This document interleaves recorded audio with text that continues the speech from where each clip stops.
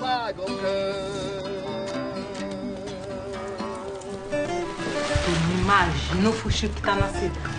Estão botando em verso esse enrosco da cooperativa. Estão falando mal do Coronel Saruê qual cão. Agora esse tal de Santo dos Anjos, o povo só falta botar no altar. Mas deixa só o coronel pegar essas línguas malditas, que ele vai ver. Não foi meia dúzia que tava falando, não. Foi a cidade inteira. Porque esse tal de Santo vai tomar frente da cooperativa outra vez. Onde foi que você ouviu essa conversa, Dalva? Em tudo que é canto. Diz que teve arranca-rabo entre ele e Tenório. E que ele botou o sujeito pra correr de lá. Diz que enquanto ele estiver lá, ninguém entrega uma só fruta ao Coronel Saruê. Pergunta, patroa. Foi que ela aprontou dessa vez. Agora, deu pra descontar a ira dela em cima de Miguel.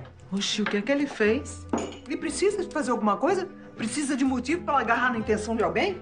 Se acalme, patroa. A senhora conhece ela, não é de hoje. Ela fala as coisas assim mesmo. Da boca pra fora. Acontece, Doninha, que certas coisas, depois de ditas, não tem mais volta.